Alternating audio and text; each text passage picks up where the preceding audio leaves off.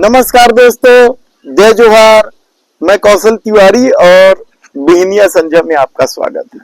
देश के गृह मंत्री अमित शाह ने यह घोषणा तो कर दी कि मार्च 2026 तक बस्तर नक्सलियों से मुक्त हो जाएगा, लेकिन मौजूदा सच्चाई क्या है? पूरी फोर्स अपनी ताकत के साथ नक्सलियों के सफाई में जुट तो गई है, लेकिन वहां के जनजीवन पर इसका क्या असर पड़ा है?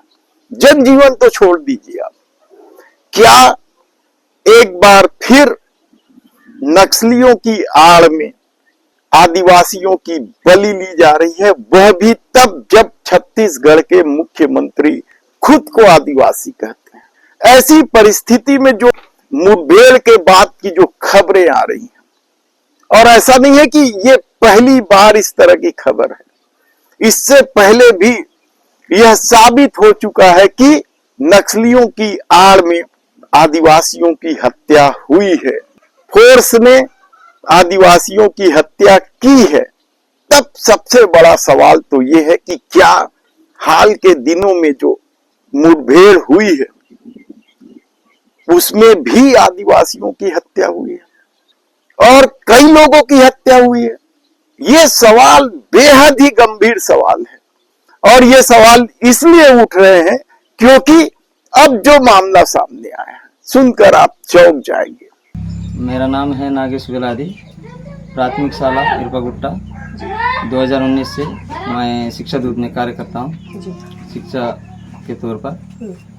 आप गुरुजी हैं? जी।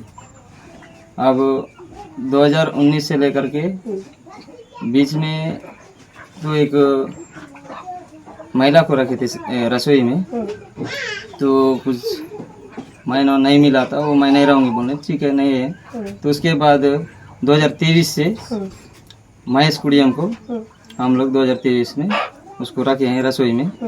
तो रसोई का 2023 से आज तक का अप्रैल महीना काम करता था। मतलब 2023 से 2025 अप्रैल तक का वही जो है यहाँ का रसोइया का काम करता था। हाँ।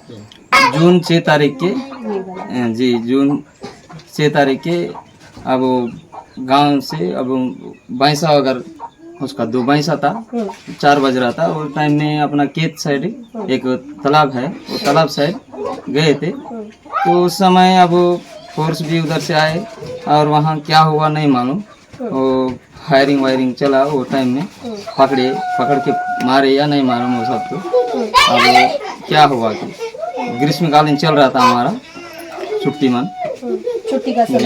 के समय चल रहा था।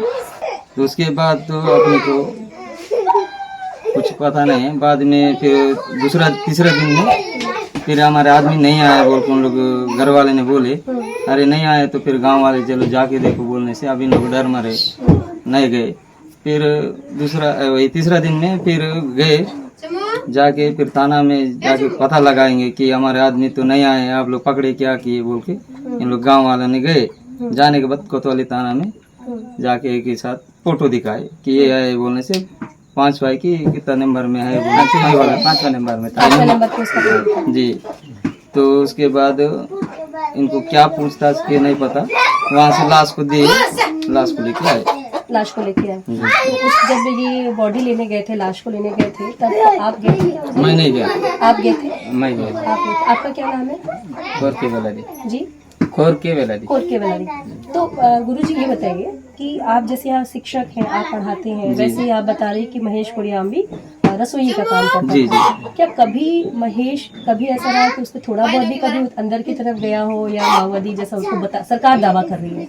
नहीं, माओवादी था। अभी तो मेरे क्लब में तो कभी नहीं गया। वो तो डेली रसोई काम अब मध्याह्न भोजन बना के खिलाता था।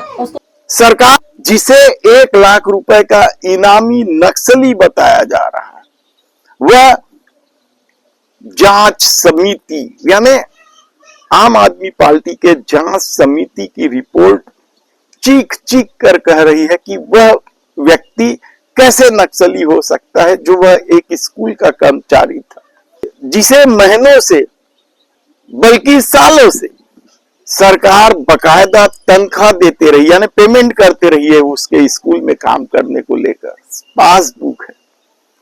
और आम आदमी पार्टी की माने तो उसकी मौत के पहले उसे फोर्स के द्वारा रस्सी से बांधकर ले जाते भी देखा गया है।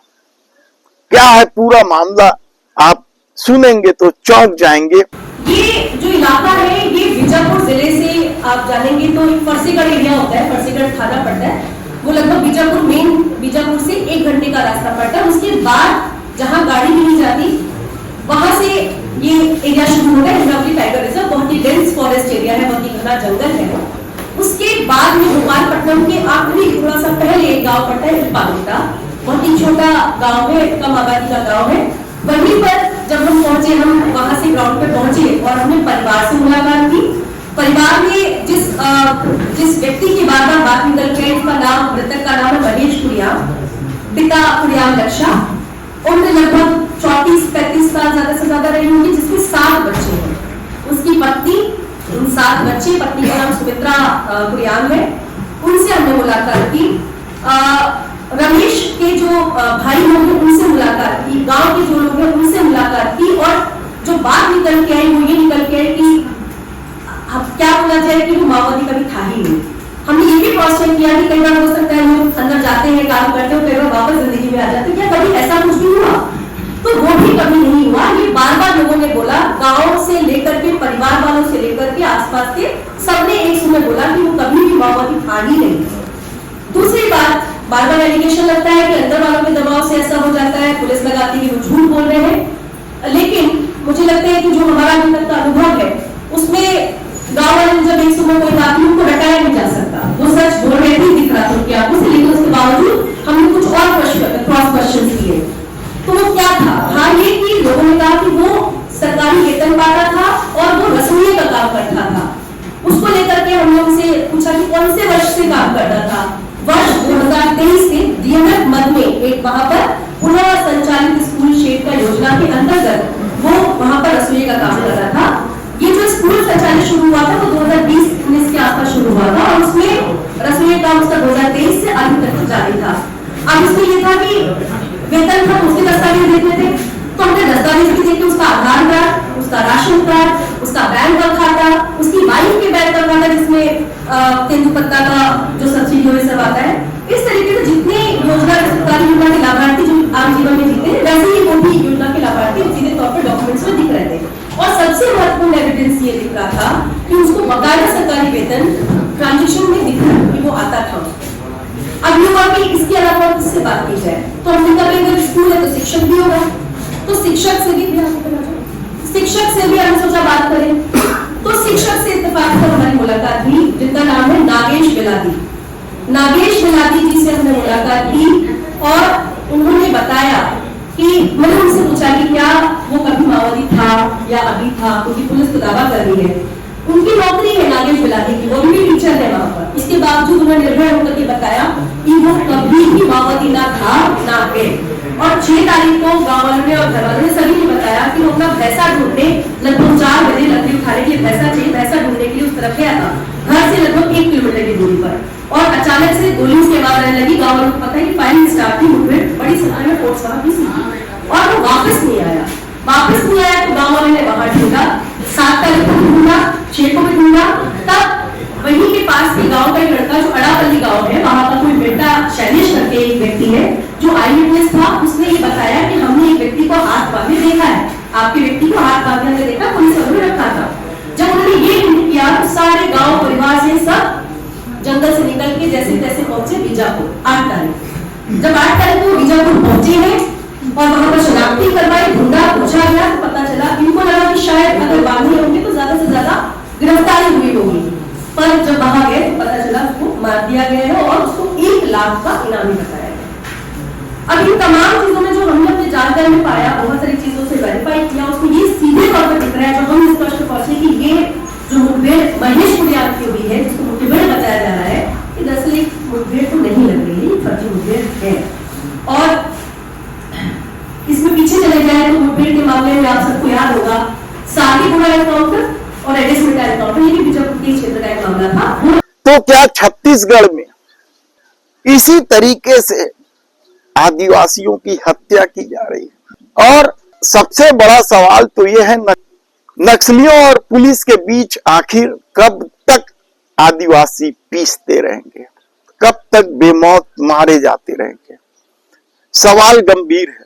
और यदि छत्तीसगढ़ के मुख्यमंत्री सचमुच आदिवासी हैं और आदिवासियों की हितैषी समझते हैं, तो क्या इस मामले के खुलासे के बाद उच्च स्तरीय जांच करवाकर दोषियों के खिलाफ कड़ी कार्रवाई नहीं करनी चाहिए? धन्यवाद।